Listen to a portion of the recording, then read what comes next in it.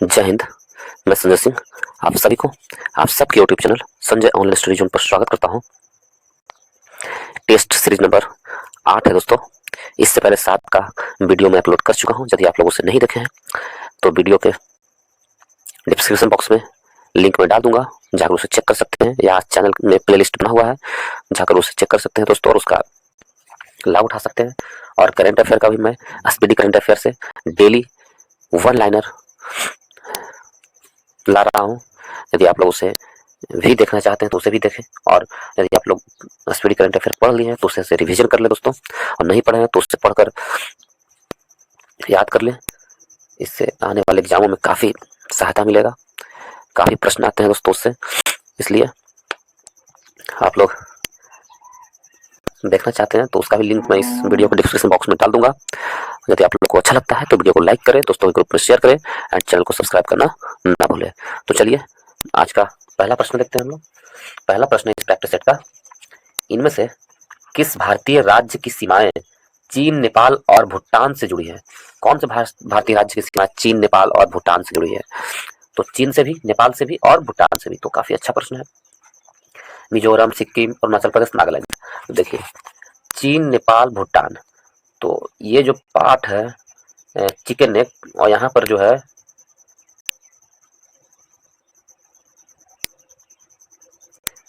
ये जो पार्ट है यहाँ पर सिक्किम है दोस्तों। तो ये जो सिक्किम है, सिक्किम है जो आपको चीन से भी है, जो ताइवान का क्षेत्र पड़ता है, और भूटान से है, भूटान यहाँ पर है, और नेपाल से भी है।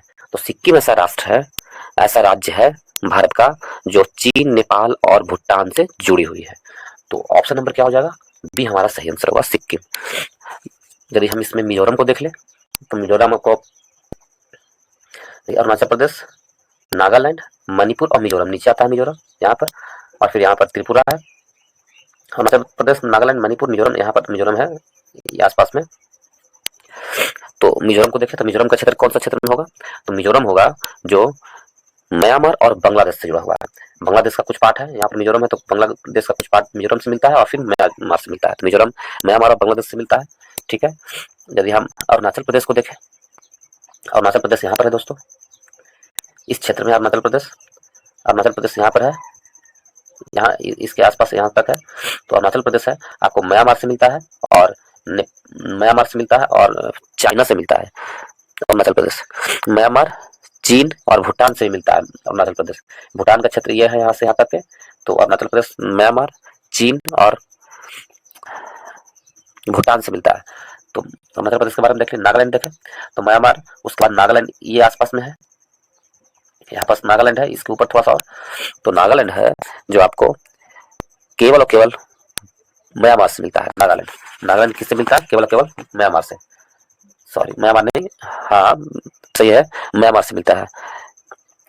नागालैंड केवल म्यांमार से मिलता है। और भारतीय सीमा कौन सा होगा? तो भारतीय सीमा यदि देखें तो अरुणाचल प्रदेश से, मणिपुर से और असम से नागालैंड का सीमा साझा करता है। तो इस प्रकार ऑप्शन नंबर सी, बी हमारा सही आंसर होगा। चीन, नेपाल और भूटान से कौन है? सिक्किम। नेक्स्ट प्रश्न चलते हैं दोस्तों, प्रश्न नंबर 2 की ओर। इसमें दिया हुआ विश्व ब्लिट्ज शतरंज चैंपियनशिप में 2 पदक जीतने वाले पहले भारतीय कौन है? 2 पदक जीतने वाले पहले भारतीय कौन है? 3 ऑप्शन है, तो इसमें से ऑप्शन नंबर सी हमारा सही आंसर होगा। कोनेरू हम्पी है जो विश्व ब्लिट्ज शतरंज चैंपियनशिप में 2 पदक जीतने वाले पहले भारतीय बनी है। ऑप्शन नंबर सी हमारा सही आंसर है। कोनेरू हम्पी शतरंज के इतिहास में सबसे कम उम्र की महिला ग्रैंड मास्टर बनी है, और वर्तमान में अभिमन्यु मिश्रा शतरंज के सबसे कम उम्र के ग्रैंड मास्टर है। कौन? अभिमन्यु मिश्रा है जो सबसे कम उम्र के है। तो ऑप्शन नंबर सी हमारा सही आंसर होगा। नेक्स्ट प्रश्न चलते हैं, प्रश्न नंबर 2 में दिया गया है दोस्तों, हाल ही में बिहार के से संबंध रखने वाले रवि सिन्हा किस विभाग के प्रमुख के रूप में नियुक्त किया गया है? तो रवि सिन्हा को किस विभाग के प्रमुख के रूप में नियुक्त किया गया है? वो बिहार से संबंधित है रवि सिन्हा, तो बिहार से संबंधित है, उनको किस का प्रमुख बनाया गया है? 4 ऑप्शन है, इसमें ऑप्शन नंबर सी हमारा सही आंसर है, रॉ। और रॉ का प्रमुख बनाया गया है रवि सिन्हा को, ठीक है। रॉ का प्रमुख क्यों बनाया गया? रवि सिन्हा को बनाया गया। तो ऑप्शन नंबर सी हमारा सही आंसर है, वो बिहार से संबंधित है। रवि सिन्हा बिहार के रहने वाले हैं। यदि हम इसको देखें, रॉ का फुल फॉर्म क्या हुआ? रिसर्च एंड एनालिसिस विंग होता है रॉ का full form. Research and analysis wing होता है रॉ का फुल फॉर्म, ठीक है। और यदि आईवी का आईबी का प्रमुख आपसे पूछते हैं, आईबी का प्रमुख कौन है? तो आईबी के प्रमुख है तपन कुमार डिक्का। आईबी का प्रमुख है तपन कुमार डिक्का, ठीक है। और सीबीआई के प्रमुख परवीन सूद है, जो सीबीआई के प्रमुख है। प्रमुख परवीन सूद सीबीआई के प्रमुख है। और रॉ का तो रवि सिन्हा है। और एनआईए का प्रमुख कौन है? एनआईए का प्रमुख दिनकर गुप्ता है। तो इस प्रकार ऑप्शन नंबर सी हमारा सही आंसर है। नेक्स्ट में इनमें से किस भारतीय राज्य का क्षेत्रफल न्यूनतम है? न्यूनतम मतलब इस चार ऑप्शन में से किसका क्षेत्रफल कम है, यह पूछा गया है। मध्य प्रदेश, महाराष्ट्र, उत्तर प्रदेश, राजस्थान। तो इन चार ऑप्शन में से किसका क्षेत्रफल न्यूनतम है? तो इसमें हम देखें तो सबसे ज्यादा राजस्थान का क्षेत्रफल है, ठीक है। उसके बाद आपका आ जाता है मध्य प्रदेश, फिर महाराष्ट्र, उसके बाद उत्तर प्रदेश। तो इन चारों में से न्यूनतम क्षेत्रफल उत्तर प्रदेश का है। ऑप्शन नंबर डी हमारा सही आंसर है। ऑप्शन नंबर डी सही आंसर है। यदि अब इसको हम घटते क्रम में बताएं तो अभी हमने बता दिया कि सबसे पहले राजस्थान, फिर मध्य प्रदेश, फिर महाराष्ट्र और उसके बाद Uttar Pradesh. Option number D हमारा सही आंसर है। और भारत का सबसे छोटा राज्य क्षेत्रफल में कौन है? तो भारत का सबसे छोटा राज्य क्षेत्रफल में गोवा है। और जनसंख्या की दृष्टि से सबसे छोटा राज्य कौन है? तो जनसंख्या की दृष्टि से सिक्किम है। यदि आपने क्षेत्रफल की दृष्टि से पूछे भारत का सबसे छोटा राज्य कौन है, तो गोवा है। जनसंख्या की दृष्टि से आपसे छोटा राज्य पूछे तो वो कौन है? वो है सिक्किम। और जनसंख्या की दृष्टि से सबसे बड़ा राज्य कौन है? तो उत्तर प्रदेश जनसंख्या की दृष्टि से सबसे बड़ा राज्य है। और उत्तर प्रदेश क्षेत्रफल की दृष्टि से भारत का चौथा स्थान रखता है। चौथे स्थान पर है भारत क्षेत्रफल की दृष्टि से। और क्षेत्रफल की दृष्टि से सबसे बड़ा राज्य कौन है? तो राजस्थान है। तो इस प्रकार ऑप्शन नंबर डी हमारा सही आंसर है। सबसे बड़ा राज्य राजस्थान, उसके बाद मध्य प्रदेश, उसके बाद महाराष्ट्र, उसके बाद उत्तर प्रदेश। तो चार में से उत्तर प्रदेश में सबसे कम है, तो ऑप्शन नंबर डी सही आंसर है। नेक्स्ट प्रश्न चलते हैं। प्रश्न नंबर 5 में, वर्ष 2023 में इंटरनेशनल मदर लैंग्वेज अवार्ड से सम्मानित होने वाले पहले भारतीय कौन बने हैं? इंटरनेशनल मदर लैंग्वेज अवार्ड से सम्मानित होने वाले पहले भारतीय कौन बने, ये प्रश्न पूछा है। चार ऑप्शन है। तो मदर लैंग्वेज इसको यदि हम देखें तो डॉक्टर माधव हांडा, नीलेश देसाई, प्रोफेसर थाला पी प्रदीप और डॉक्टर महेंद्र कुमार मिश्रा। तो कौन है मदर लैंग्वेज अवार्ड से सम्मानित होने वाले पहले भारतीय? तो इसका आंसर होगा doctor Mahendra Kumar Mishra. Mother language award से सम्मानित होने वाले, इंटरनेशनल मदर लैंग्वेज से सम्मानित होने वाले पहले भारतीय डॉक्टर महेंद्र कुमार मिश्रा है। ऑप्शन नंबर डी हमारा सही आंसर होगा। 2023 में उन्हें यह प्राप्त हुआ है, ठीक है। और हिंदी दिवस कब मनाया जाता है आपसे पूछ दिया, तो 14 सितंबर को हिंदी दिवस मनाया जाता है। नेक्स्ट प्रश्न में चलते हैं। 6 नंबर में, चबाहार बंदरगाह किस देश में स्थित है? चबाहार बंदरगाह है जो आपको ईरान में स्थित है। ऑप्शन नंबर सी हमारा सही आंसर होगा। डी हमारा सही आंसर होगा। चबाहार बंदरगाह स्थित है ईरान में। ईरान में स्थित चबाहार बंदरगाह। यदि आपसे पूछे पाकिस्तान का सबसे प्रसिद्ध बंदरगाह कौन है, तो ग्वादर बंदरगाह पाकिस्तान में स्थित है। ग्वादर पाकिस्तान। श्रीलंका में हम्बन टोटा श्रीलंका का काफी प्रचलित बंदरगाह है। कुछ प्रमुख बंदरगाहों का नाम बता। रॉटरडम बंदरगाह कहाँ स्थित है? नीदरलैंड में। रॉटरडम बंदरगाह नीदरलैंड में, ठीक है। और विक्टोरिया बंदरगाह हांगकांग में। विक्टोरिया कहाँ पड़ता है? हांगकांग में। हैकिंग बंदरगाह ऑस्ट्रेलिया में। जेद्दाह बंदरगाह सऊदी अरब में। हाइफा बंदरगाह इजराइल में। और सेंटोस बंदरगाह ब्राजील में पड़ता है दोस्तों। इस प्रकार ऑप्शन नंबर डी सही आंसर है। नेक्स्ट प्रश्न चलते हैं प्रश्न नंबर 7 की ओर। प्रश्न नंबर 7 में निम्नलिखित में से कौन सा बिम्स्टेक का सदस्य है? तो बिम्स्टेक का सदस्य कौन है इसमें? तो बिम्स्टेक का सदस्य कौन है ये पूछा है। बिम्स्टेक का फुल फॉर्म क्या होता है? सबसे पहले ये देखिए, तब तक आंसर बताइए आप लोग। तो बिम्स्टेक का फुल फॉर्म होता है Bay of Bengal Initiative for Multi Sectoral Technical and Economic of operation, economic cooperation, ये होता है बिम्स्टेक का फुल फॉर्म। तो Bay of Bengal Initiative for Multi Sectoral Technical and Economic cooperation, ये फुल फॉर्म है। बिम्स्टेक में 7 सदस्य देश है। कितने सदस्य देश है? 7 सदस्य देश है। तो हमसे पूछा कौन नहीं है इसमें, तो बिम्स्टेक में 7 सदस्य देश है। तो कौन कौन सा देश है ये हम देख लेते हैं। तो बिम्स्टेक में 7 सदस्य का देशों का नाम मैं बता देता हूँ दोस्तों। बांग्लादेश है बिम्स्टेक में, भूटान है, भारत है, नेपाल है, श्रीलंका है, म्यांमार है, थाईलैंड है। तो इसमें से कौन सा सदस्य है? तो श्रीलंका। ऑप्शन नंबर सी हमारा सही आंसर होगा। श्रीलंका है जो बिम्स्टेक के सदस्य देशों में शामिल है। बिम्स्टेक में सदस्य देशों की संख्या 7 है। पाकिस्तान शामिल नहीं है, ठीक है। श्रीलंका आंसर हमारा सही आंसर होगा। 1997 में म्यांमार के शामिल होने के बाद इसका नाम बदल क्या कर दिया गया, बिम्स्टेक कर दिया गया। ठीक है, नेक्स्ट प्रश्न चलते हैं दोस्तों। इसमें दिया गया है किस राज्य के लहोनक झील में बादल फटने से तीस्ता नदी में अक्टूबर 2023 के प्रथम सप्ताह में भयंकर बाढ़ आई। तो प्रथम सप्ताह में भयंकर बाढ़ आई थी अक्टूबर में, अक्टूबर के महीने में। किस राज्य में लनोहल झील में बादल फटा था? तो चार ऑप्शन इसमें से ऑप्शन नंबर सी को हम यदि देखें, सिक्किम में बादल फटा था। सिक्किम के लनोहल झील में बादल फटने के कारण तीस्ता नदी में बाढ़ आ गया था दोस्तों। ऑप्शन नंबर सी सही आंसर है। तीस्ता नदी बोला तो इसका मतलब सिक्किम में बाढ़ आ गया था, सिक्किम राज्य में। तो ऑप्शन नंबर सी हमारा सही आंसर होगा। यदि हम सिक्किम का देखें, सिक्किम का राजधानी यदि आपसे पूछ ले तो क्या है, गंगटोक है। सिक्किम की राजधानी गंगटोक, ठीक है। और सिक्किम की स्थापना कब हुई थी? तो 16 मई 1975 को सिक्किम राज्य की स्थापना हुई थी। अभी वहां के राज्यपाल कौन है सिक्किम का? सिक्किम का राज्यपाल है लक्ष्मण आचार्य। सिक्किम राज्य के राज्यपाल कौन है? लक्ष्मण आचार्य है। और मुख्यमंत्री कौन है? प्रेम सिंह तमांग है सिक्किम के मुख्यमंत्री। सिक्किम के मुख्यमंत्री कौन है? तो प्रेम सिंह तमांग। यदि आपसे असम के मुख्यमंत्री के बारे में पूछ ले तो असम के मुख्यमंत्री कौन है? वह हेमंत बिस्वा शर्मा असम के मुख्यमंत्री है। और वहां के राज्यपाल है, असम के राज्यपाल गुलाब चंद कटारिया है। ठीक है, असम के राज्यपाल कौन है? गुलाब चंद कटारिया असम के राज्यपाल है। और मुख्यमंत्री हेमंत बिस्वा शर्मा है। और वहां की राजधानी हो गया दिसपुर, असम की राजधानी दिसपुर। यदि आपसे अरुणाचल प्रदेश की राजधानी पूछते तो अरुणाचल प्रदेश का ईटानगर होता है दोस्तों। और इसकी राज्यपाल कौन है? अभी अरुणाचल प्रदेश में राज्यपाल कौन है? तो अरुणाचल प्रदेश का राज्यपाल केटी पटनायक है। अरुणाचल प्रदेश का राज्यपाल कौन है? केटी पटनायक। और मुख्यमंत्री अरुणाचल प्रदेश में कौन है? तो पेमा खांडू है मुख्यमंत्री अरुणाचल प्रदेश के। और अरुणाचल प्रदेश की स्थापना हुई थी 20 फरवरी 1987 को अरुणाचल प्रदेश की स्थापना हुई थी स्टेट के रूप में।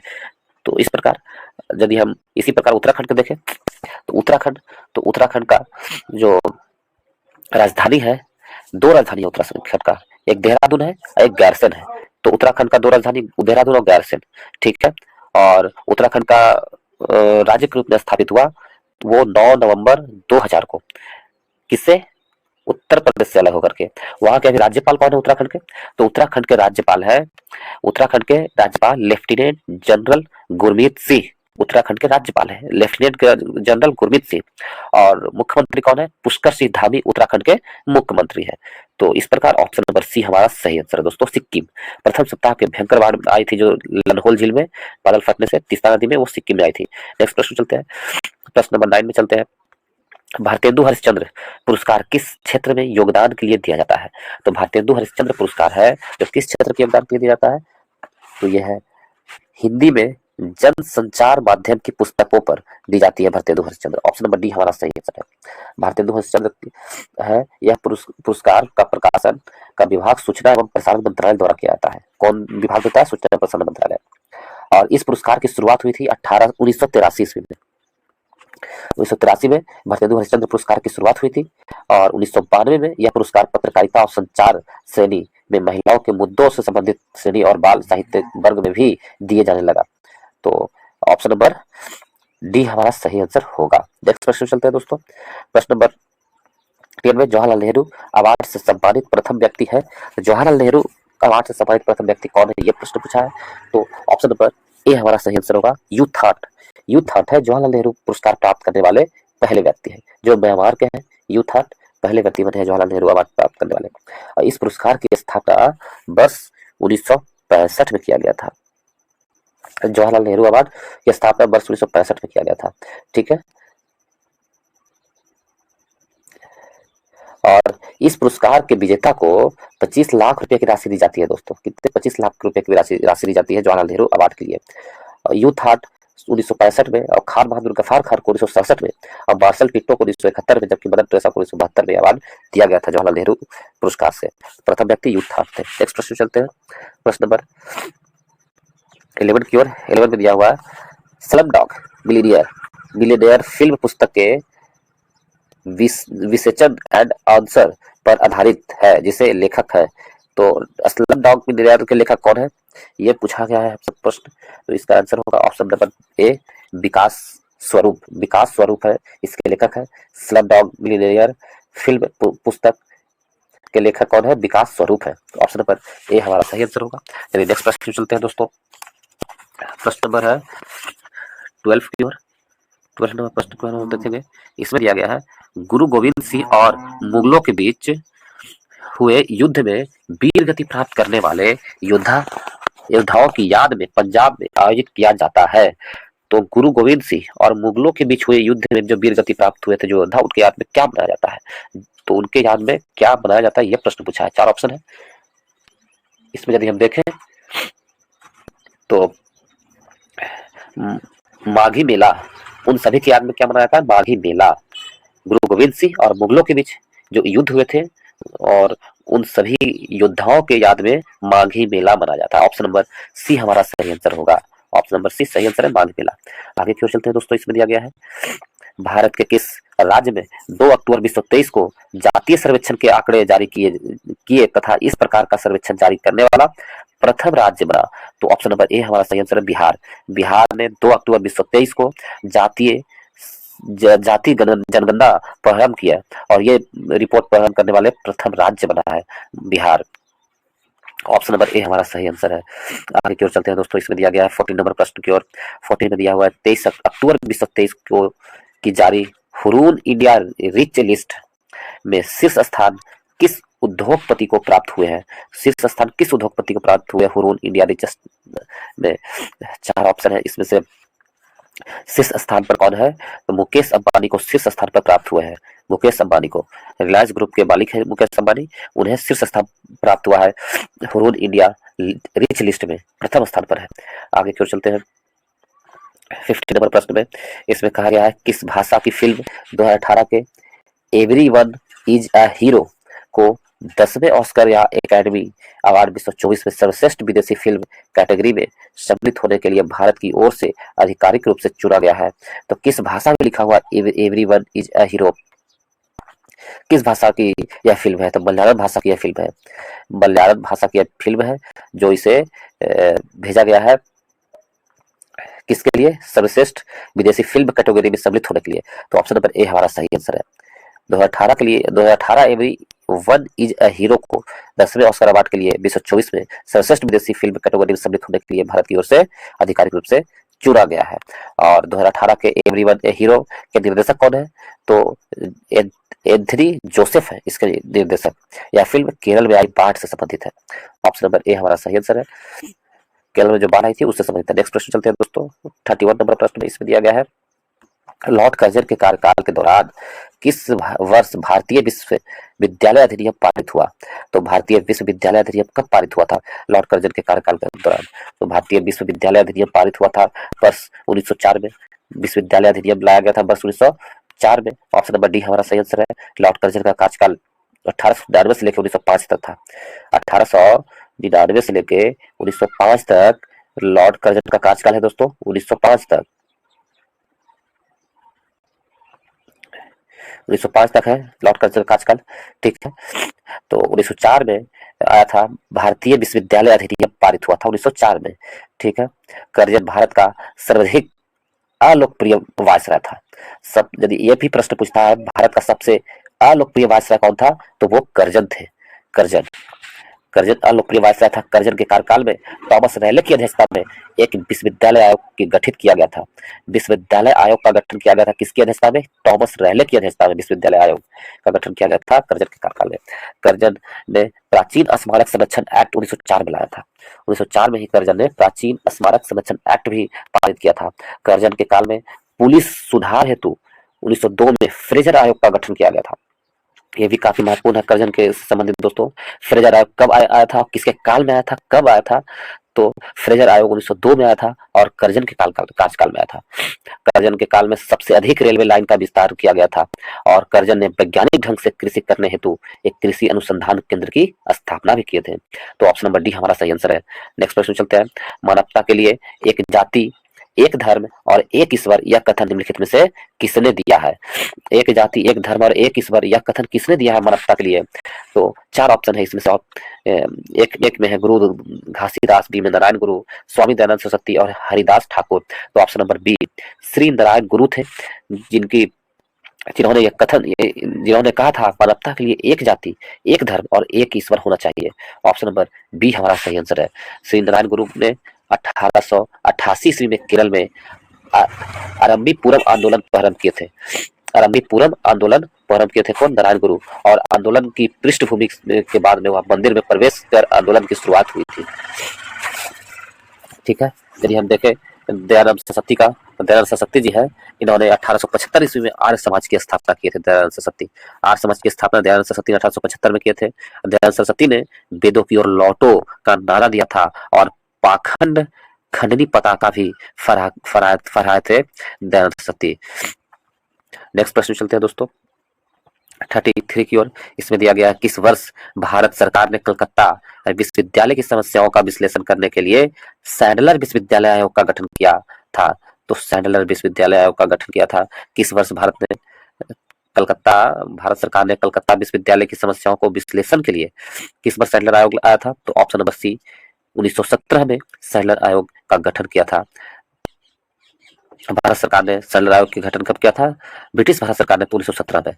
सैंडलर आयोग में डॉक्टर M.E. सैंडलर के नेतृत्व में गठित की गई थी और सैंडलर आयोग में 2 भारतीय डॉक्टर आशुतोष मुखर्जी और जिहाउद्दीन अहमद शामिल थे।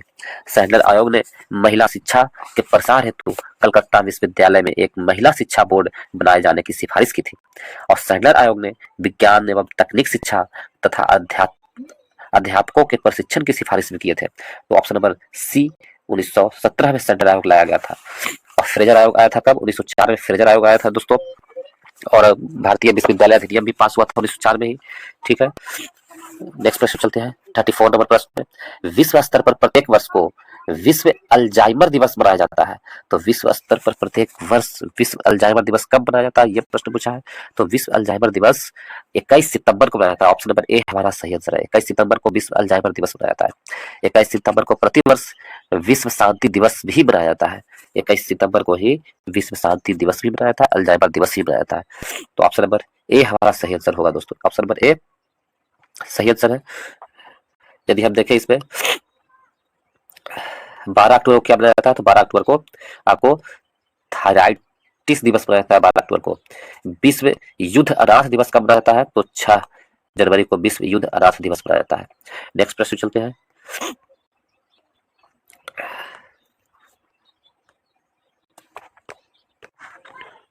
नेक्स्ट प्रश्न चलते हैं 35 नंबर प्रश्न में दोस्तों। इसमें दिया गया निम्नलिखित में से किस भारतीय राज्य को पोलो खेल का उद्गम स्थान माना जाता है? किस भारतीय राज्य को पोलो खेल का उद्गम स्थान माना जाता है?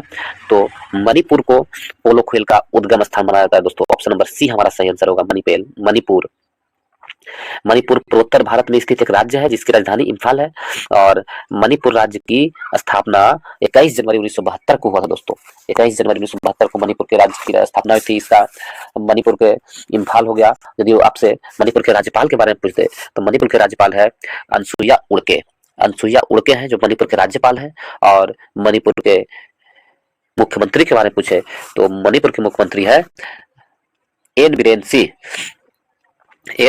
है जो मणिपुर के मुख्यमंत्री हैं।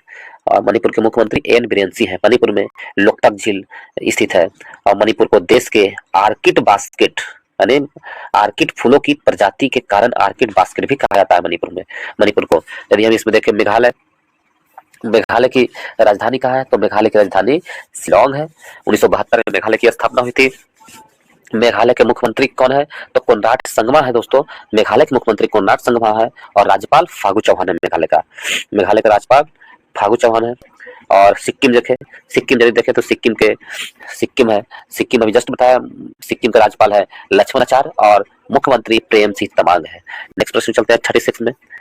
रंगनाथ स्वामी मंदिर को गाली गोपुरम कहा जाता है। तो गाली गोपुरम का अर्थ क्या है? तो गाली गोपुरम का अर्थ होता है, गाली गोपुरम का अर्थ क्या होता है ये पूछा है। तो गाली गोपुरम का अर्थ है पवन का मीनार कहा जाता है दोस्तों। रंगनाथ स्वामी मंदिर को गाली गोपुरम कहा जाता है और गाली गोपुरम का अर्थ होता है पवन का मीनार। ऑप्शन नंबर सी हमारा सही आंसर होगा। गोपुरम का अर्थ होता है मुख्य प्रवेश द्वार होता है गोपुरम का अर्थ। श्री रंगनाथ स्वामी मंदिर भगवान विष्णु को समर्पित मंदिर है। यह तमिलनाडु में स्थित है। तमिलनाडु के चिरापल्ली जिले में स्थित है। तिरुचिरापल्ली जिले में स्थित है।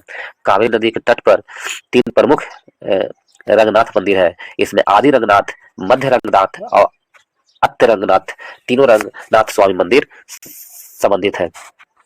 नेक्स्ट प्रश्न जो चलते हैं प्रश्न नंबर 37 की ओर। 37 में कहा गया गोदावरी बेसिन का सबसे बड़ा जल संग्रहण क्षेत्र निम्नलिखित में से किस राज्य में है? तो गोदावरी बेसिन का सबसे बड़ा जल संग्रहण क्षेत्र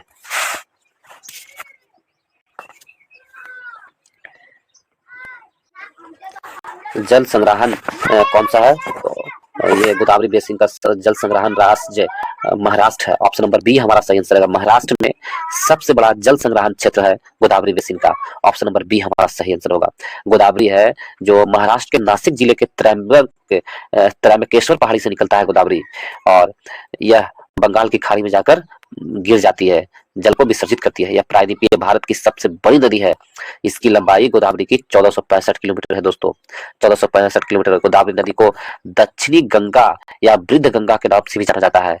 तो गोदावरी नदी घाटी, कोयला, पेट्रोलियम, प्राकृतिक गैस भंडार से प्रसिद्ध है, और पोचमपाद एवं जैकवाड़ी इसी नदी से निर्मित प्रमुख जल विद्युत परियोजनाएं हैं। तो गोदावरी नदी कहाँ है? महाराष्ट्र में। यदि आपसे पूछे महाराष्ट्र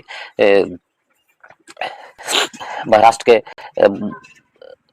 राजधानी कौन है? तो मुंबई। महाराष्ट्र की स्थापना कब हुई थी? तो 1960 में महाराष्ट्र राज्य की स्थापना हुई थी, और अभी वहां के राज्यपाल कौन है महाराष्ट्र के? तो रमेश बैस है महाराष्ट्र के राज्यपाल। महाराष्ट्र के राज्यपाल रमेश बैस है, और वहां के मुख्यमंत्री एकनाथ शिंदे हैं। महाराष्ट्र के मुख्यमंत्री एकनाथ शिंदे हैं। यदि आपसे मध्य प्रदेश के बारे में पूछते हैं, मध्य प्रदेश की राजधानी कहाँ है? तो भोपाल है, और मध्य प्रदेश की राजधानी भोपाल है। वहाँ के मुख्यमंत्री कौन है मध्य प्रदेश के? छगन भाई पटेल है। बंगू भाई छगन पटेल कहाँ के? तो मध्य प्रदेश के राज्यपाल है बंगू भाई छगन पटेल, और डॉक्टर मोहन यादव वहाँ के मुख्यमंत्री है। मुख्यमंत्री मध्य प्रदेश के कौन है? तो मध्य प्रदेश के मुख्यमंत्री डॉक्टर मोहन यादव है। यदि सी नंबर प्रश्न देखें, क्वेश्चन नंबर सी में तेलंगाना की राजधानी यदि आपसे पूछे तेलंगाना, तो हैदराबाद इसकी राजधानी है, और 2 जून 2014 को तेलंगाना का गठन हुआ था या स्थापना हुई थी। वहां के मुख्यमंत्री कौन है तेलंगाना के? तो डॉक्टर तमिलिसाई सुंदरराजन वहां के राज्यपाल है। डॉक्टर तमिलिसाई सौंदरराजन वहां के राज्यपाल है, और वहां के मुख्यमंत्री के बारे में पूछे तो अनुमुल्ला रेवंत रेड्डी तेलंगाना के नए मुख्यमंत्री बने हैं। अनुमुल्ला रेवंत रेड्डी। कर्नाटक के बारे में देखें, कर्नाटक के मुख्यमंत्री कौन है? तो कर्नाटक के मुख्यमंत्री सिद्धारमैया है दोस्तों, और वहां भी राज्यपाल थावरचंद गहलोत है। कर्नाटक के मुख्यमंत्री के राज्यपाल थावरचंद गहलोत है, और राजधानी बेंगलुरु है कर्नाटक का। नेक्स्ट प्रश्न चलते हैं 38 नंबर प्रश्न में। पृथ्वी की ठोस परपट्टी पे पाई जाने वाली धातुओं की प्रचुरता के संदर्भ में लौह धातु का कौन सा स्थान है? तो पृथ्वी की ठोस परपट्टी में पाई जाने वाली धातुओं की प्रचुरता के संबंध में लौह धातु का कौन सा स्थान है? तो लौह धातु का स्थान इसमें चौथे स्थान पर लौह धातु है। सॉरी, लौह धातु इसमें कितने स्थान पर है? तो दूसरे स्थान पर है। दूसरे स्थान पर लोहा है। पृथ्वी के परपट्टी पे पाए जाने वाले सबसे अधिक मात्रा में ऑक्सीजन होता है, और दूसरे स्थान पर आयरन होता है। धातु में लौह धातु कितने स्थान पर है? तो दूसरे स्थान पर है। दूसरा स्थान पर है। ऑप्शन नंबर डी हमारा सही आंसर होगा। लौह मिट्टी या अन्य चट्टानों के साथ पिंड के रूप में मिलता है। इसके साथ एल्युमिनियम, चुना, मैग्नीशियम, सेल खड़ी, टाइटेनियम आदि अपद्रव्य मिले होते हैं। भूपटल पर वजन के अनुसार सबसे अधिक ऑक्सीजन होता है। पृथ्वी के भूपटल पर सबसे अधिक क्या होता है? ऑक्सीजन होता है। उसके बाद सिलिकॉन होता है, उसके बाद एल्युमिनियम होता है, उसके बाद लोहा होता है, और उसके बाद लोहा होता है। तो इसमें दूसरा स्थान कहता है प्रचुर मात्रा में धातु के रूप में प्रचुर मात्रा में कौन है? लोहा है। तो एल्युमिनियम का स्थान 8.1% है पृथ्वी की भूपट पट्टी में। तो ऑप्शन नंबर डी हमारा सही आंसर है। नेक्स्ट प्रश्न चलते हैं दोस्तों। प्रश्न नंबर 39 में दिया गया है, वर्ष 2011 की जनगणना के अनुसार निम्नलिखित में से किस राज्य की प्रजनन दर भारत में सर्वाधिक है? किस राज्य की प्रजनन दर भारत में सबसे अधिक है? यह प्रश्न पूछा है। प्रजनन दर के बारे में पूछा है, यानी जन्म लेने की संख्या सबसे अधिक किस राज्य में सबसे अधिक है? ये 4 ऑप्शन है। इसमें से बिहार में प्रजनन दर की संख्या सबसे अधिक है। बिहार में 2011 की जनगणना के अनुसार बिहार राज्य में प्रजनन दर भारत में सबसे अधिक है। ऑप्शन नंबर डी हमारा सही आंसर होगा। 2011 की जनगणना के अनुसार बिहार का प्रजनन दर सर्वाधिक कितना है? 2.98 रहा। 98 है बिहार का। बिहार में अभी भी कई जिलों में प्रजनन दर 3 से ज्यादा है। राष्ट्रीय परिवार स्वास्थ्य सर्वेक्षण के अनुसार भारत के कुल प्रजनन दर 2.2 से घटकर 2% हो गई है। तो ऑप्शन नंबर डी हमारा सही आंसर होगा। बिहार के अभी मुख्यमंत्री कौन है? तो नीतीश कुमार है और थे और रहेंगे। और बिहार के यदि राज्यपाल के बारे में यदि आपसे पूछ लिया जाए कि बिहार के राज्यपाल कौन है, तो बिहार के राज्यपाल है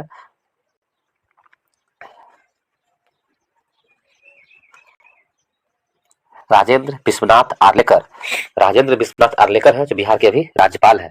केरल के बारे में देखें दोस्तों, केरल के मुख्यमंत्री कौन है और राज्यपाल कौन है और उसकी राजधानी क्या है, यदि हम देखें तो केरल का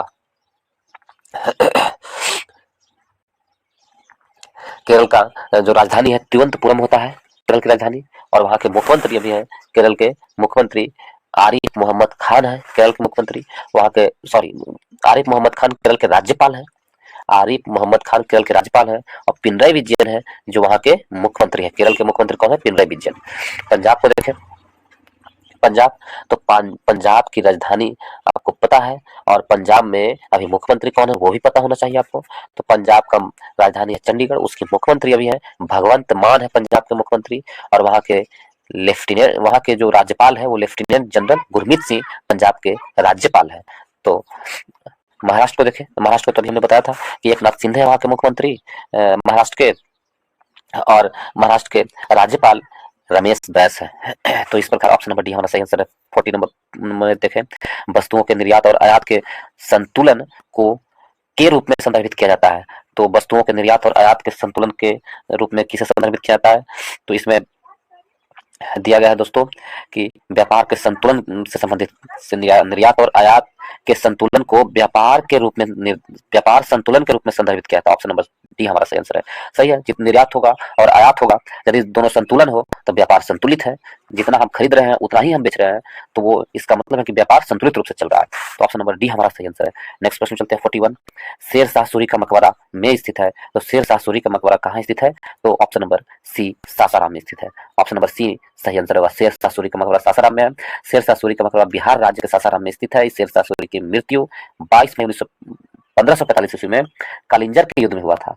शेर शाह की मृत्यु कहाँ हुआ था? कालिंजर के युद्ध में। ठीक है, कनिंघम ने शेर शाह के मकबरे को ताजमहल से भी सुंदर कहा है।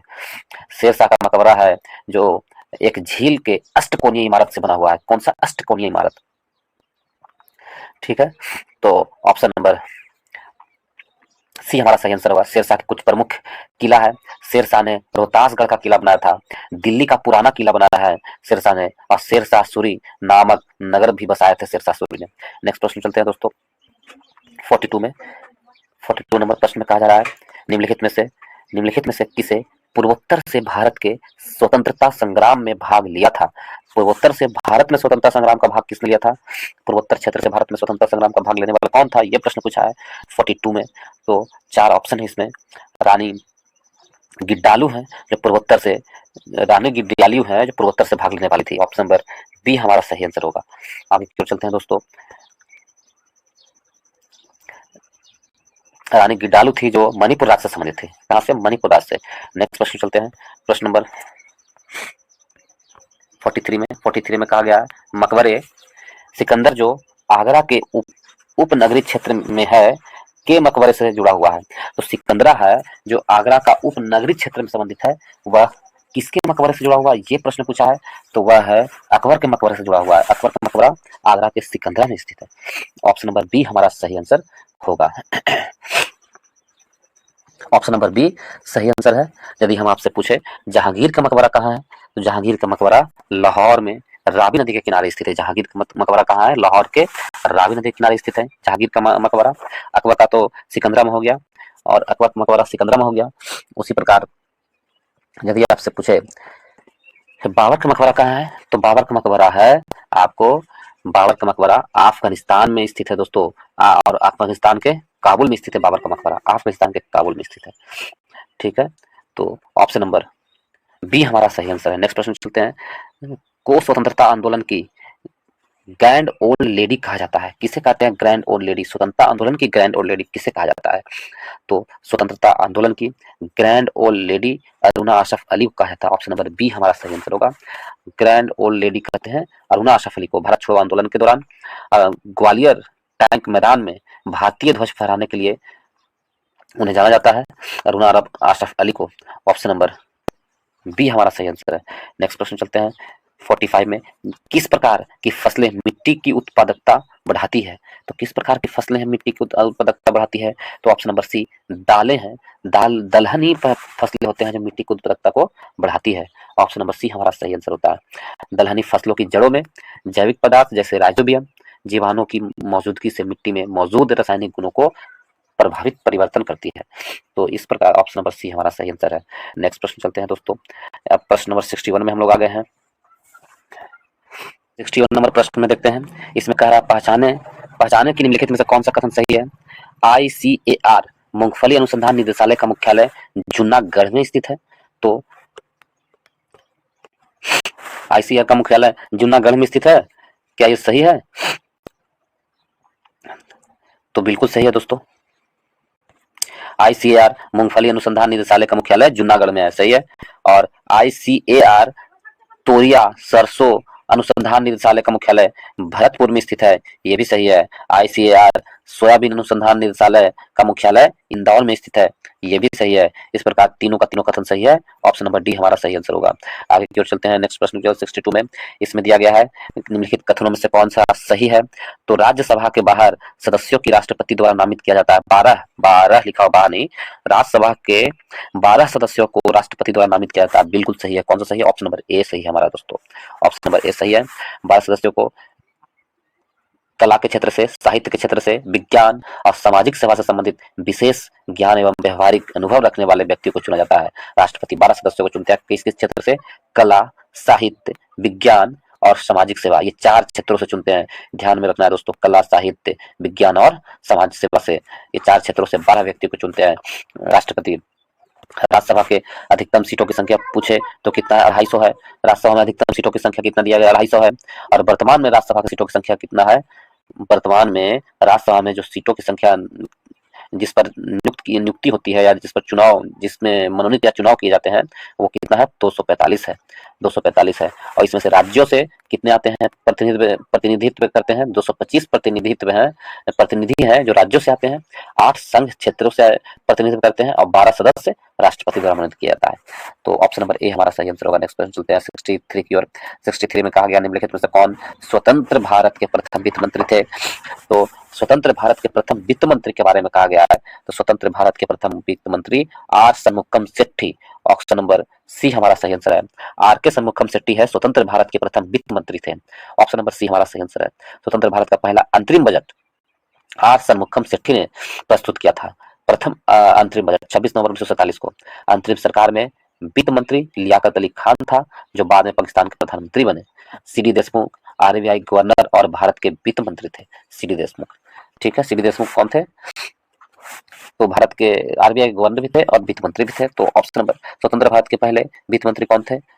प्रथम वित्त मंत्री तो आर के षणमुखम शेट्टी थे स्वतंत्र भारत के प्रथम वित्त मंत्री। 64 में सुगौली की संधि 1816 ब्रिटिश और किसके बीच हुआ था? ब्रिटिश और गोरखा के बीच हुआ था सुगौली की संधि। 1816 में ब्रिटिश और गोरखाओं के बीच सुगौली की संधि हुई थी। ऑप्शन नंबर बी हमारा सही आंसर होगा। ऑप्शन नंबर बी सही आंसर है। मार्च 1816 में अंग्रेजों एवं गोरखा के बीच सुगौली की संधि के द्वारा आंग्ल नेपाल युद्ध की समाप्ति हुई थी। और सुगौली के संधि से भारत को कुमायूं, अल्मोड़ा, गढ़वाल, देहरादून, रानीखेत, नैनीताल तथा शिमला जैसे स्थान मिले तथा सिक्किम को स्वतंत्र राज्य की घोषित कर दिया गया था। और लॉर्ड हेस्टिंग ने, यदि हेस्टिंग के समय में ही पिंडारियों का दमन किया गया था। पिंडारियों के प्रमुख नेता बासिल मुहम्मद, चित्तूर और करीम खां थे, ठीक है। पिंडारियों का दमन किसके समय में? हेस्टिंग के समय में किया गया था, हेस्टिंग के समय में। और ऑप्शन नंबर बी हमारा सही आंसर है। नेक्स्ट प्रश्न चलते हैं। प्रश्न नंबर 65 में कहा गया दोस्तों म्यांमार का प्रमुख धर्म क्या है? म्यांमार का प्रमुख धर्म कौन सा? ये प्रश्न पूछा गया 65 में। तो म्यांमार का प्रमुख धर्म है बौद्ध धर्म। बौद्ध धर्म म्यांमार का प्रमुख धर्म है। ऑप्शन नंबर बी हमारा सही आंसर है, बौद्ध धर्म। थेरावत बौद्ध धर्म म्यांमार का प्रमुख धर्म है। बुद्ध के पंचशील सिद्धांतों का वर्णन छांदोग्य उपनिषद में मिलता है। और सर्वाधिक बुद्ध मूर्ति का निर्माण गंधार शैली के अंतर्गत किया गया है दोस्तों। लेकिन मथुरा कला के अंतर्गत प्रथम मूर्ति कहाँ से मिला था? मथुरा कला से मिला था। बुद्ध की प्रथम मूर्ति मथुरा कला से मिला था। सबसे अधिक मूर्ति गंधार कला में बनाई गई है। और तिब्बत, भूटान एवं अन्य पड़ोसी देश बौद्ध धर्म के प्रचार पद संभवम ने किया है। इसका संबंध बौद्ध धर्म से ब्रजहन शाखा से है। तो ऑप्शन नंबर डी हमारा सही आंसर होगा। म्यांमार के प्रमुख धर्म बौद्ध धर्म है। पोलैंड की मुद्रा क्या है? पोलैंड की मुद्रा क्या है? जलाटी है। ऑप्शन नंबर डी हमारा सही आती है, जलौटी। पोलैंड की मुद्रा जलौटी है। ऑप्शन नंबर डी हमारा सही आंसर है। पोलैंड की राजधानी पूछा जाए तो कौन है? तो वार्सा है। वार्सा है जो पोलैंड की राजधानी है। वार्सा पोलैंड की राजधानी है। जापान की मुद्रा कौन है? तो जापान की मुद्रा एन है दोस्तों। एन किसकी मुद्रा है? तो जापान की मुद्रा है एन। और जापान एक द्वीपीय देश है जिसे सूर्योदय का देश भी कहा जाता है। निप्पन भी कहा जाता है जापान को ही। निप्पन भी कहते हैं जापान के लोगों को, और सूर्योदय का देश कहते हैं जापान को। भूकंपों का देश या पूर्व का ग्रेट ब्रिटेन भी कहा जाता है जापान को। जापान एशिया में विश्व का सर्वाधिक जलयान बनाने वाला देश है। जापान एशिया में सबसे अधिक जलयान बनाने वाला देश है। ठीक है। जापान में 6 अगस्त 1945 को जापान के समृद्ध नगर हिरोशिमा पर अमेरिका द्वारा पहला परमाणु बम गिराया गया था। इसके 3 दिन बाद नागासाकी नगर पर दूसरा परमाणु बम 9 अगस्त 1945 को गिराया गया था। तो ऑप्शन नंबर डी हमारा सही आंसर है। जोलटी है जापान की, पोलैंड की मुद्रा। नेक्स्ट प्रश्न चलते हैं। सिंधु लिपि निम्नलिखित में से किस ओर लिखी जाती है? तो सिंधु लिपि है जो किस ओर लिखी जाती है? सिंधु लिपि है दाईं से बाईं ओर या बाईं से दाईं ओर, ऊपर से नीचे, इनमें से कोई नहीं। सिंधु लिपि है दाईं से बाईं ओर लिखी जाती है। ऑप्शन नंबर ए हमारा सही आंसर होगा। दाईं से बाईं ओर सिंधु लिपि लिखी जाती है। सिंधु घाटी सभ्यता के संबंध में स्थलों से सेल खड़ी मिट्टी पर चिन्हों पर का प्रयोग किया गया है। ठीक है। सिंधु सभ्यता की लिपि भाव चित्रात्मक है। लेखन कला की उचित प्रणाली विकसित करने वाली पहली सभ्यता सुमेरियन की सभ्यता है। और मेसोपोटामिया अभिलेख में वर्णित नेलुहा शब्द का अभिप्राय सिंधु सभ्यता से है। स्त्री मृद मूर्ति मिट्टी की मूर्तियां अधिक मिलने से ऐसा अनुमान लगाया जाता है कि सैंधव समाज मातृसत्तात्मक थी। सिंधु सभ्यता की खोज किसने किया था? कब हुई थी? 1921 में राय बहादुर शाहनी के द्वारा किया गया था। तो ऑप्शन नंबर ए हमारा सही आंसर होगा। नेक्स्ट प्रश्न चलते हैं 68 नंबर प्रश्न में। 68 में कहा गया है दोस्तों, 1986 में राजीव गांधी की सरकार ने लोकतंत्र के लिए पंचायती राज संस्थाओं का पुनरुद्धार और विकास पर एक समिति का नियुक्त किसके अध्यक्षता में की थी?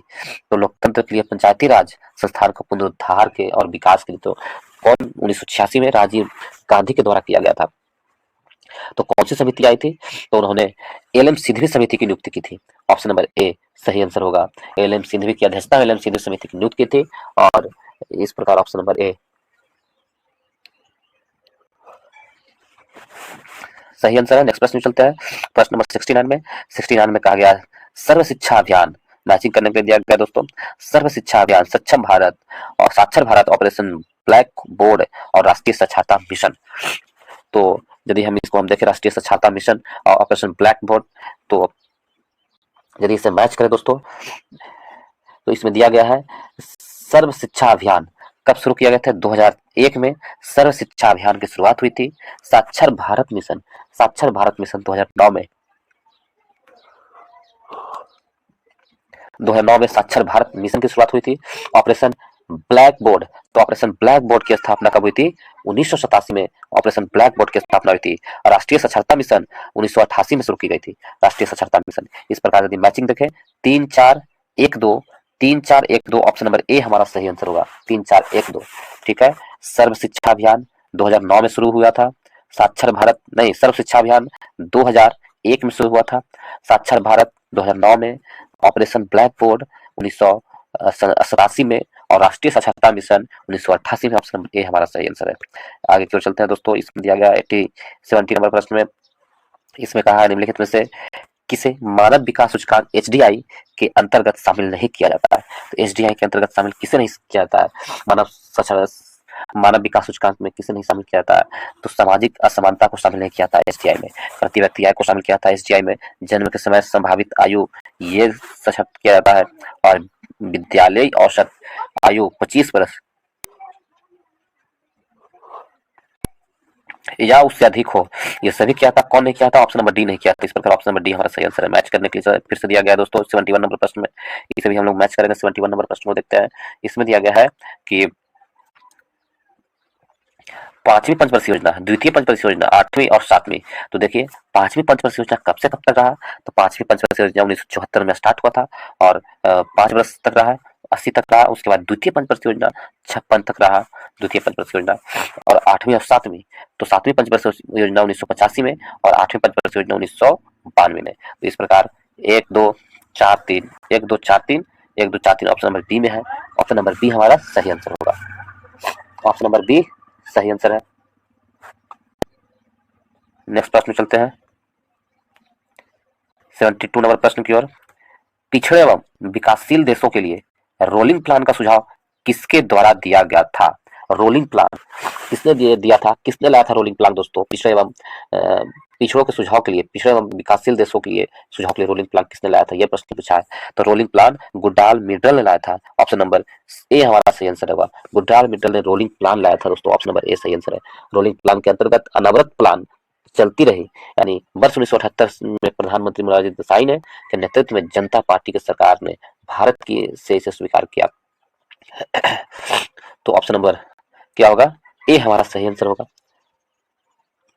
रोलिंग प्लान कब हुआ था, किसने लाया था? तो गुन्नार मिड्डा ने लाया था। नेक्स्ट प्रश्न चलते हैं 73 नंबर प्रश्न में। इसमें दिया गया 73 नंबर प्रश्न में दिया गया दोस्तों, राजनीतिक स्वतंत्रता राष्ट्र की एक जीवनदायी होती है। यह कथन किसने कहा? राजनीतिक स्वतंत्रता राष्ट्र की एक जीवनदायी होती है, यह कथन किसने कहा है? तो यह कथन किनका का? अरविंद घोष की कथन है कि राजनीतिक स्वतंत्रता राष्ट्र के लिए जीवनदायी होती है। ऑप्शन नंबर बी हमारा सही आंसर है। निम्नलिखित 84 नंबर प्रश्न में की ओर 74 नंबर प्रश्न को देखते हैं। निम्नलिखित में से किस लोक नृत्य का संबंध असम राज्य से नहीं है? असम राज्य से नहीं है। कौन सा लोक नृत्य का संबंध असम राज्य से नहीं है? तो काठी लोक नृत्य का संबंध असम राज्य से नहीं है। नट पूजा, चोंगली और बिहू असम राज्य का लोक नृत्य है, जबकि काठी है जो मध्य प्रदेश का लोक नृत्य है। तो ऑप्शन नंबर डी हमारा सही आंसर है। नेक्स्ट प्रश्न चलते हैं दोस्तों। वर्ष 1962 में किसने the history of ocean basin प्रकाशित किया, जिसने प्लेट विवर्तनिक के सिद्धांत को रेखांकित किया, जिसे बाद में सागर नितल प्रसारण कहा गया? बाद में क्या कहा गया? सागर नितल प्रसारण कहा गया। तो ये किसने किया था? हैरी हैम्डन हेस ने। हैरी हैम्डन हेस ने कहा था। ऑप्शन नंबर डी सही आंसर होगा। हैरी हेस हम लोग ऐसा कहते हैं।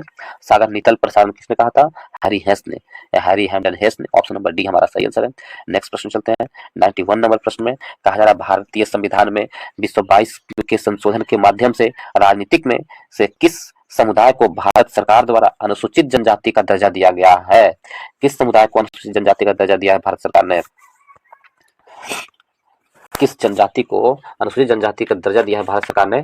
तो यदि हम इसको देखें तो इसमें नरीकोरवन समुदाय को दिया गया है, हट्टी समुदाय को दिया गया है और कड्डू कुरुबा समुदाय को जनजाति का दर्जा दिया गया है। ऑप्शन नंबर डी हमारा सही आंसर होगा। ऑप्शन नंबर डी सही आंसर होगा। नेक्स्ट प्रश्न चलते हैं दोस्तों।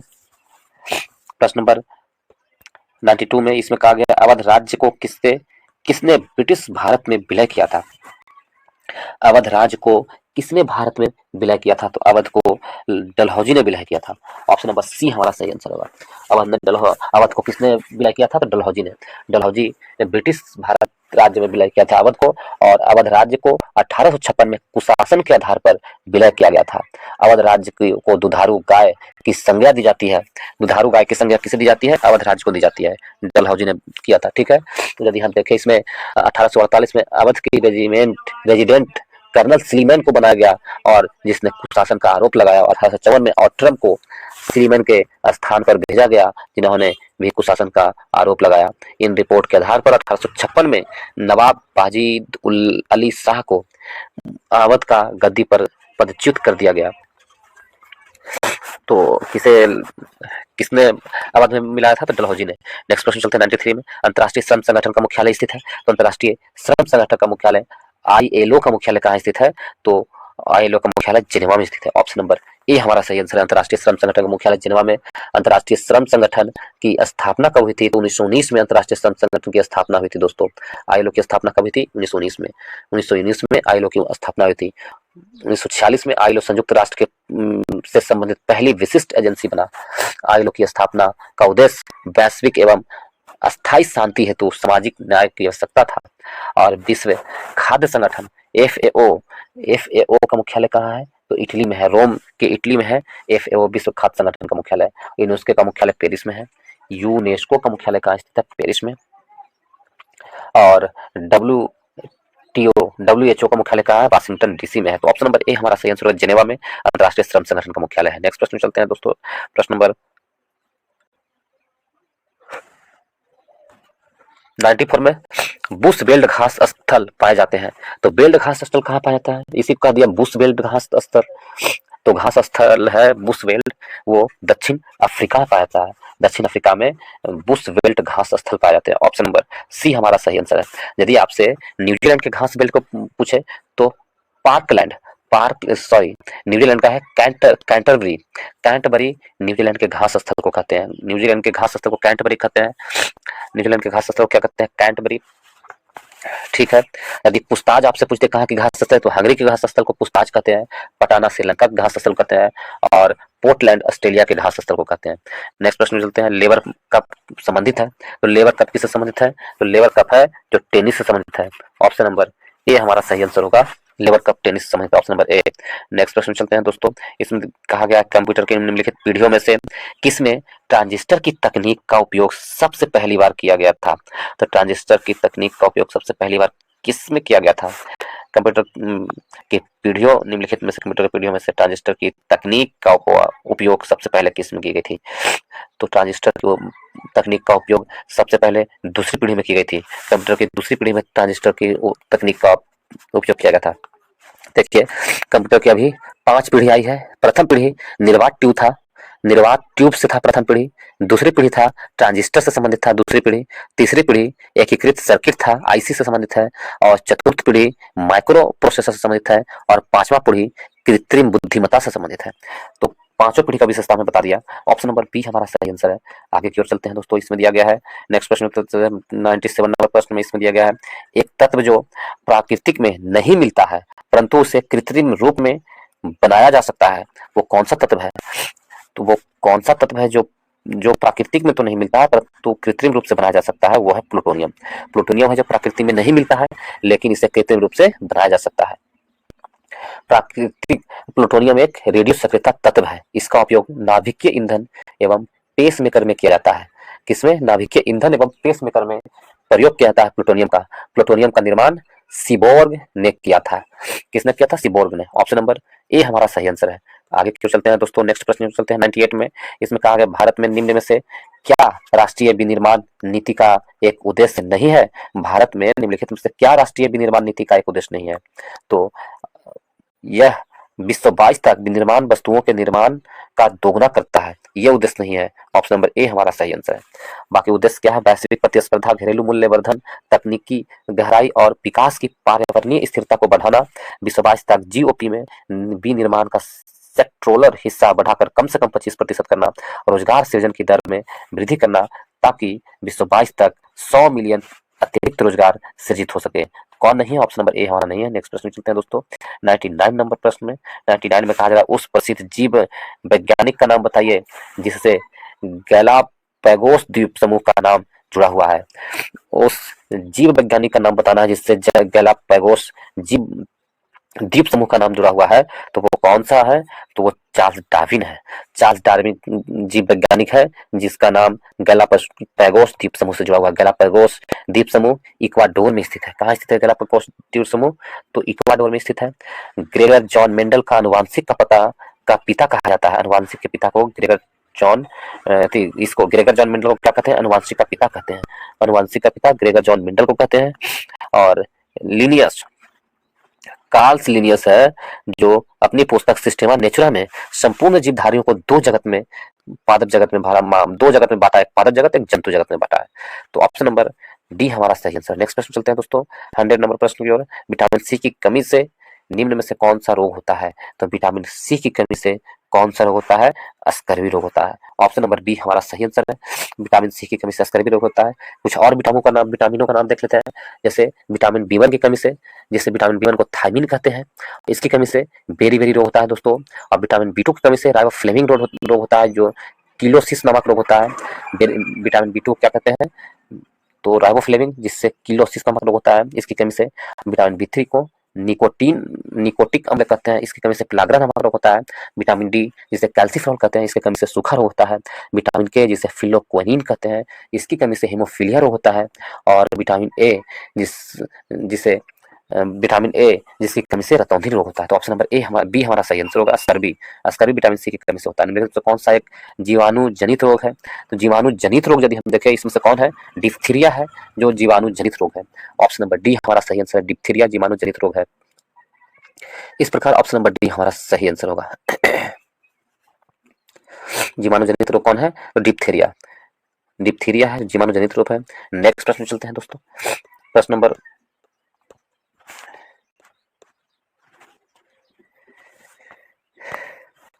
कुछ और प्रश्न बचे हुए हैं, इसे हम लोग देखेंगे।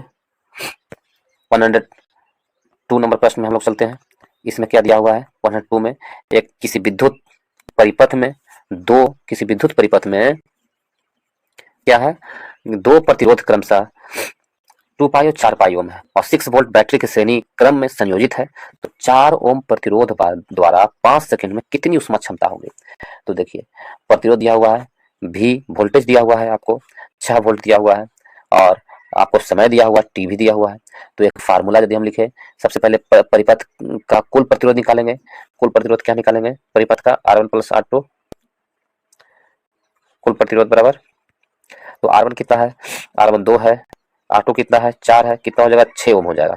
कुल प्रतिरोध कितना होगा? 6 ओम। ठीक है, 6 ओम हो गया। हमसे पूछ रहा है धारा निकालना है, उष्मा की क्षय निकालना है। तो उष्मा की क्षय, अब हम हमारे पास क्या है? भी दिया हुआ है, और टोटल आर हमारे पास है, तो आई निकाल लेंगे। आई बराबर क्या होगा? भी बाई आई आर। भी आई बराबर होता है भी बटा आर। तो भी कितना दिया हुआ है? 6 है। वो आर कितना दिया हुआ है? वो भी 6 है, वो 6 ओम है, तो कट जाएगा। आई करंट कितना? 1 एम्पियर आएगा। तो 1 एम्पियर 4 ओम के प्रतिरोध में 5 सेकंड में, इसमें दिया हुआ 4 ओम के प्रतिरोध में 5 सेकंड में कितनी उष्मा क्षय होगी? तो देखिए, इसको यदि हम साफ कर दें, हमारा इसमें अब क्या आ गया है? आई हमारे पास आ गया है 1 एम्पियर। तो 4 ओम के प्रतिरोध में 5 सेकंड में कितनी ऊर्जा क्षय होगी? तो एच बराबर होता है, ऊर्जा क्षय बराबर होता है आई स्क्वायर आर टी। आई स्क्वायर आर टी होता है। आई कितना है? करंट 1 है, तो 1 का स्क्वायर।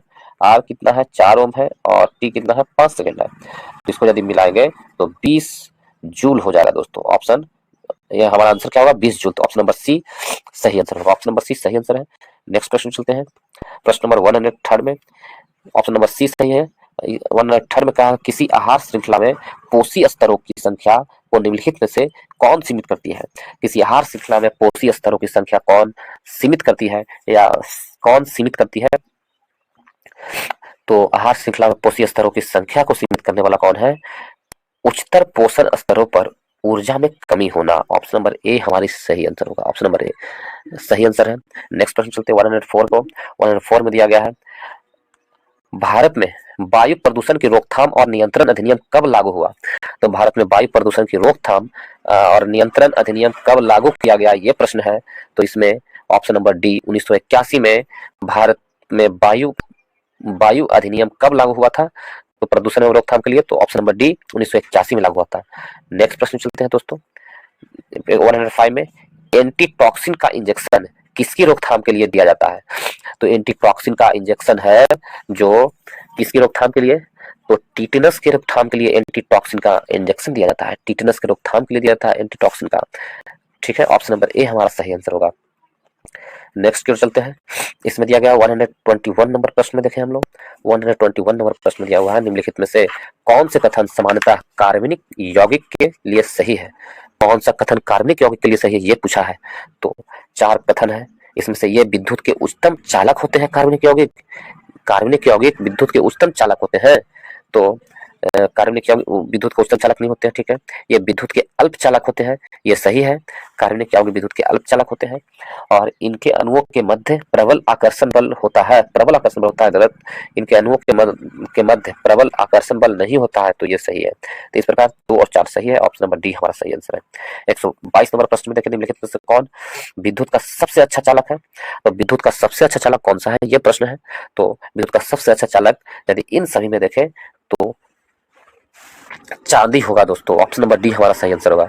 इन सभी में सबसे अच्छा चालक चांदी है। सबसे अच्छा चालक चांदी है, उसके बाद आपको तांबा, उसके बाद एल्युमिनियम, उसके बाद लोहा। तो ऑप्शन नंबर डी हमारा सही आंसर है। नेक्स्ट प्रश्न चलते हैं प्रश्न नंबर 123 की ओर। 123 में कहा गया है, प्रश्न नंबर 123 में इसमें दिया गया है, निम्नलिखित में से कौन सा गुण धर्म सामान्यतः आयनिक यौगिक के द्वारा प्रदर्शित नहीं किया जाता है। तो कौन सा गुणधर्म आयनिक यौगिक द्वारा नहीं प्रदर्शित किया था, यह प्रश्न पूछा है। तो गलित अवस्था में विद्युत चलकता आयनिक यौगिक के द्वारा प्रदर्शित नहीं किया था। गलित अवस्था में विद्युत की चलकता नहीं होती है। तो ऑप्शन नंबर डी हमारा सही आंसर। नेक्स्ट प्रश्न चलते हैं, परावैंगनी यूवी क्षति से पादपों की रक्षा करने वाला वर्णक है। परावैंगनिक किरणों से पादपों की रक्षा करने वाला कौन सा वर्णक है, ये पूछा है प्रश्न में। यूवी क्षति से पादपों को रक्षा करने वाला, पादपों के मतलब पौधों को रक्षा करने वाला कौन सी वर्णक है, तो वो है फाइकोसाइनिन है, जो पौधों को परावैंगनिक किरणों से रक्षा करती है। ऑप्शन नंबर ए सही आंसर होगा। नेक्स्ट प्रश्न चलते हैं प्रश्न नंबर 125 की ओर। इसमें दिया गया है, निम्नलिखित को असत्य पर कथन का चयन कीजिए। प्रेरित धारा की दिशा जानने के लिए फ्लेमिंग के दक्षिण हस्त नियम एक सरल नियम है। तो प्रेरित कह रहा है कि प्रेरित धारा की दिशा जानने के लिए किसकी नियम, तो फ्लेमिंग के दक्षिणा हस्त नियम एक सरल नियम है। क्या यह सही है? प्रेरित धारा जानने के लिए दक्षिणा हस्त नियम से जाना जा सकता है, तो बिल्कुल सही है, ठीक है। धारावाही चालक के चुंबकीय क्षेत्र की दिशा जानने के लिए दक्षिण हस्त अंगुष्ठ नियम का उपयोग किया जाता है, यह भी सही है। दक्षिण हस्त अंगुष्ठ नियम का प्रयोग किया जाता है धारावाही चालक में चुंबकीय क्षेत्र को पता लगाने के लिए। और दिष्ट तथा प्रत्यावर्ती धारा में यह अंतर है कि दिष्ट धारा सदैव एक ही दिशा में प्रवाहित होती है, जबकि प्रत्यावर्ती धारा दिशा परिवर्तित करती रहती है, यह भी सही है। भारत में प्रत्यावर्ती धारा में प्रत्येक 1/100 सेकंड के पश्चात दिशा परिवर्तन होता है, तो ये गलत है दोस्तों। 1/100 सेकंड के बाद दिशा परिवर्तित नहीं होती है, ये गलत है। ऑप्शन नंबर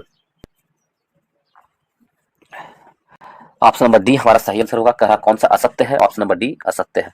आगे की ओर चलते हैं दोस्तों प्रश्न नंबर 126 की ओर। इसमें दिया गया है, निम्नलिखित में से किसके द्वारा निश्चित रूप से किसी दूरस्थ ऊंचे भवन की पूरी लंबाई का प्रतिबिंब देखा जा सकता है। तो किसके द्वारा निश्चित रूप से किसी दूरस्थ ऊंचे भवन की पूरी लंबाई का प्रतिबिंब देखा जा सकता है। तो ऊंचे भवन का पूरी लंबाई किसके प्रतिबिंब देखा जा सकता है, किसके कारण? केवल अवतल दर्पण के कारण, केवल उत्तल दर्पण, केवल समतल दर्पण, या केवल सभी उपरोक्त में से सभी के द्वारा। तो ऑप्शन नंबर बी, केवल उत्तल दर्पण के द्वारा आभासी और सीधा और वस्तु से छोटा प्रतिबिंब बनता है। तो किसी दूरस्थ ऊंचे भवन को पूरी लंबाई का प्रतिबिंब देखा जा सकता है केवल उत्तल दर्पण के द्वारा। ऑप्शन नंबर बी हमारा सही आंसर होगा, क्योंकि आप देखेंगे गाड़ी के जो साइड मिरर में लगा हुआ रहता है उत्तल दर्पण होता है। बहुत बड़ी गाड़ी दूर से आ रही हो तो आपको पूरी गाड़ी एक छोटे से क्षेत्र में दिख जाएगी, तो उत्तल दर्पण सही आंसर होगा। नाभिक की खोज किसने की थी, तो नाभिक की खोज किसने की थी, यह प्रश्न पूछा है। तो नाभिक की खोज हेनरी रदरफोर्ड ने किया था। नाभिक की खोज किसने किया था? रदरफोर्ड ने। ऑप्शन नंबर सी हमारा सही आंसर है, नाभिक की खोज रदरफोर्ड ने किया था। यदि आपसे पूछे प्रोटॉन की खोज किसने किया था, तो रदरफोर्ड ने प्रोटॉन की खोज किया था। न्यूट्रॉन की खोज किसने किया था, तो चैडविक ने न्यूट्रॉन की खोज किया था। चैडविक ने। जे थॉमसन ने इलेक्ट्रॉन की खोज किया था, जे थॉमसन ने। और पॉजिट्रॉन की खोज एंडरसन ने किया था, एंडरसन ने पॉजिट्रॉन की खोज किया था। न्यूट्रिनो की खोज पॉली ने किया था, और पाई मेसॉन की खोज युकावा ने किया था। तो ईटा पर नाच आप लोग जानते हैं, ये तीनों से आपको प्रोटॉन, न्यूट्रॉन, इलेक्ट्रॉन का समझ में आ जाएगा। ईटा पर नाच हम लोग याद कर रखते हैं। तो हमसे पूछा है नाभिक की खोज किसने किया था, तो हेनरी रदरफोर्ड ने। ऑप्शन नंबर सी हमारा सही आंसर होगा। नेक्स्ट प्रश्न चलते हैं दोस्तों, और नेक्स्ट प्रश्न है, भारत में मानव शरीर में उस एंजाइम का नाम बताइए जो कार्बन कार्बोहाइड्रेट को तोड़ने में मदद करता है। कार्बोहाइड्रेट को तोड़ने में मदद करता है, उस एंजाइम का नाम बताइए। मानव शरीर में कार्बोहाइड्रेट को तोड़ने में मदद करता है, वो कौन सा एंजाइम है जो मानव शरीर में कार्बोहाइड्रेट को एंजाइम को तोड़ता है? तो एमाइलेज है जो मानव शरीर में कार्बोहाइड्रेट को तोड़ता है। एमाइलेज एंजाइम है, कार्बोहाइड्रेट को तोड़ता है। ऑप्शन नंबर डी हमारा सही आंसर है। नेक्स्ट प्रश्न चलता है 128 की 129 की ओर। सूर्य सदैव पूर्व में निकलता है क्योंकि? तो सूर्य सदैव पूर्व में निकलता है क्योंकि पृथ्वी पश्चिम से पूरब की ओर घूमती है। पृथ्वी पश्चिम से पूरब की ओर घूमती है और सूर्य है जो पूरब से पश्चिम की ओर आती है। तो इसलिए पृथ्वी है जो पृथ्वी पूरब से पश्चिम से पूरब की ओर घूमती है, इसलिए सूर्य सदैव पूर्व की ओर निकलती हुई दिखती है। ऑप्शन नंबर बी हमारा सही आंसर होगा। ऑप्शन नंबर बी सही आंसर है। क्या है? ऑप्शन नंबर बी सही आंसर है। यदि पृथ्वी अपने अक्ष पर 23.5 डिग्री परितः झुका हुआ है। कितना कितना झुका हुआ है? 23.5 डिग्री झुका हुआ है। ठीक है, नेक्स्ट प्रश्न चलते हैं दोस्तों। इसमें दिया हुआ 130 की ओर। 130 नंबर प्रश्न में है, मैचिंग करने के लिए दिया गया है। इसे हम लोग मैच करते हैं। वर्ष 2022 के लिए बीसीसीआई पुरस्कार से संबंध में सूची 1 सूची 2 को मिलान कीजिए। तो 2022 के लिए दिया गया है, इसमें दिया गया ऋषभ पंत वर्ष 2022 के लिए टेस्ट मैच में सर्वश्रेष्ठ बल्लेबाज चुने गए हैं। ऋषभ पंत, तो ऋषभ पंत है जो टेस्ट मैच में सर्वश्रेष्ठ बल्लेबाज के रूप में चुने गए हैं, ये सही है। 2022 के सर्वश्रेष्ठ बल्लेबाज कौन थे? ऋषभ पंत थे। जसप्रीत बुमराह 2022 के लिए टेस्ट मैचों के सर्वश्रेष्ठ गेंदबाज कौन है? जसप्रीत बुमराह है। तो ये भी सही है, सर्वश्रेष्ठ गेंदबाजी चुने गए जसप्रीत बुमराह टेस्ट मैचों के लिए। और सूर्य कुमार यादव वर्ष 2022 के लिए क्या है? सूर्य कुमार यादव 2022 के लिए T20 मैच। तो ऑप्शन नंबर क्या हो जाएगा? वर्ष 2022 के लिए T20 क्रिकेट में सर्वश्रेष्ठ बल्लेबाज कौन है? सूर्य कुमार यादव। सूर्य कुमार यादव ऑप्शन नंबर 4 होगा, सी का 4 सूर्य कुमार यादव होंगे जो वर्ष 2022 के लिए T20 मैचों का सर्वश्रेष्ठ बल्लेबाज चुने गए हैं। श्रेयस अय्यर है जो वर्ष 2022 के लिए एक दिवसीय अंतर्राष्ट्रीय मैचों में सर्वश्रेष्ठ बल्लेबाज चुने गए हैं। 2022 के लिए एक दिवसीय अंतर्राष्ट्रीय मैचों के सर्वश्रेष्ठ बल्लेबाज कौन है? श्रेयस अय्यर है। तो इस प्रकार यदि मैचिंग करें, एक का सी का ए, बी का 2, सी का एक का ए, बी का 2, सी का 4 और डी का 3, ऑप्शन नंबर सी हमारा सही आंसर होगा। नेक्स्ट प्रश्न पे चलते हैं दोस्तों। प्रश्न नंबर 131 की ओर। इसमें दिया गया है कि मोबाइल फोन बैटरी में निम्नलिखित में से कौन सी धातु मुख्यतः उपयोग में लाई जाती है? तो मोबाइल फोन बैटरी में लिथियम धातु का उपयोग किया जाता है। ऑप्शन नंबर डी हमारा सही आंसर हो गया। कौन सी धातु का उपयोग किया जाता है मोबाइल फोन बैटरी में? लिथियम धातु का प्रयोग किया जाता है। लिथियम आयन बैटरी एक पुनः चार्ज करने योग्य बैटरी बनाती है। लिथियम आयन बैटरी के अनावेशित होते समय इसमें लिथियम आयन इसके ऋणाग्रह से धनाग्रह की ओर प्रवाहित करती है। तो ऑप्शन नंबर डी हमारा सही आंसर है। 132 में गुरुत्वाकर्षण का नियम किसके द्वारा प्रतिपादित किया गया था? तो गुरुत्वाकर्षण का नियम किसके द्वारा प्रतिपादित किया गया था दोस्तों? तो यह है आइजक न्यूटन के द्वारा गुरुत्वाकर्षण का नियम प्रतिपादित किया गया था। प्राकृतिक चयन का सिद्धांत चार्ल्स डार्विन ने दिया था। प्राकृतिक चयन का सिद्धांत किसने दिया था? चार्ल्स डार्विन ने। और अल्बर्ट आइंस्टीन ने सापेक्षता का सिद्धांत का प्रतिपादन किया था। अल्बर्ट आइंस्टीन ने प्रकाश के विद्युत प्रभाव के लिए अल्बर्ट आइंस्टीन को क्या दिया गया था? नोबेल पुरस्कार दिया गया था अल्बर्ट आइंस्टीन को। किसके लिए? तो अल्बर्ट आइंस्टीन को प्रकाश के विद्युत प्रभाव के लिए दिया गया था नोबेल पुरस्कार। कुछ और सिद्धांतों के लिए यदि हम देखें तो इसमें हम देखें गैलीलियो का सिद्धांत कौन था? तो जड़त्व का संकल्पना था जो गैलीलियो का सिद्धांत था, जड़त्व का संकल्पना। तो हमसे कुछ और सिद्धांतों के बारे में हम यदि बताएं, प्लवन का सिद्धांत किसने दिया था? प्लवन का सिद्धांत आर्किमिडीज ने दिया था। यूरेनियम का विखंडन का सिद्धांत ऑटो हॉर्न ने दिया था। अनिश्चितता का सिद्धांत आइजनबर्ग ने दिया था। और तापयानिक उत्सर्जन का सिद्धांत एडिसन ने दिया था। तो इस प्रकार बी आइजक न्यूटन ने गुरुत्वाकर्षण का सिद्धांत का नियम दिया था। ऑप्शन नंबर बी हमारा सही आंसर है। नेक्स्ट प्रश्न चलते हैं 133 की ओर। आकाश का नीला रंग निम्नलिखित में से किसके कारण होता है? तो आकाश का नीला रंग है किसके कारण होता है? प्रकाश के प्रकीर्णन के कारण होता है। ऑप्शन नंबर ए हमारा सही आंसर है। प्रकाश के प्रकीर्णन के द्वारा आकाश का नीला रंग होता है। ऑप्शन नंबर ए हमारा सही आंसर होगा दोस्तों। नेक्स्ट प्रश्न चलते हैं प्रश्न नंबर 134 की ओर। व्यायाम व्यायाम विज्ञान पर अध्ययन किस शाखा में होता है? व्यायाम विज्ञान पर अध्ययन किस शाखा में किया जाता है?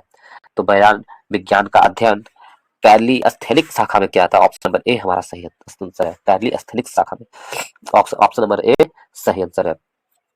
नेक्स्ट क्वेश्चन चलते हैं। मलेरिया रोधी दवा क्विरिडो इनमें से किस पौधे से प्राप्त होता है? जो मलेरिया रोधी दवा है क्विरीड, वो किस पौधे से प्राप्त होता है? तो वो है जो कुनैन के पौधों की शाखा से प्राप्त होता है, उसकी छाल से प्राप्त होती है। कुनैन के छाल से प्राप्त होती है मलेरिया रोधी दवा क्विरीड। तो ऑप्शन नंबर ए हमारा सही आंसर है। इसके साथ ही इस वीडियो को समाप्त करते हैं दोस्तों। यदि आप लोग को अच्छा लगा है तो वीडियो को लाइक करें, दोस्तों के ग्रुप पे शेयर करें और चैनल को सब्सक्राइब करना ना भूलें। और यदि आप भारतीय संविधान का पूरी वीडियो देखना चाहते हैं, चैप्टर वाइज प्रश्न उत्तर देखना चाहते हैं, तो उसका वीडियो मैं अपलोड कर चुका हूँ और वो घटना चक्र बुक से है। वीडियो का प्लेलिस्ट में मिल जाएगा, इस चैनल का प्लेलिस्ट में मिल जाएगा दोस्तों, जाकर उसे देख सकते हैं। भारतीय संविधान से और भारतीय इतिहास से संबंधित भी चैप्टर वाइज वीडियो अपलोड है। यदि आप लोग उसे देखना चाहते हैं चैप्टर वाइज प्रश्न उत्तर, तो उसे भी जाकर आप देख सकते हैं। वो भी घटना चक्र बुक से है, पूरी वीडियो अपलोड है, उसका भी प्लेलिस्ट बना हुआ है दोस्तों। और यदि आप लोग को अच्छा लगता है तो वीडियो को लाइक करें, दोस्तों के ग्रुप में शेयर करें एंड चैनल को सब्सक्राइब करना ना भूलें। तो चलिए इसके साथ ही इस वीडियो को समाप्त करते हैं। इस वीडियो को देखने के लिए बहुत बहुत धन्यवाद।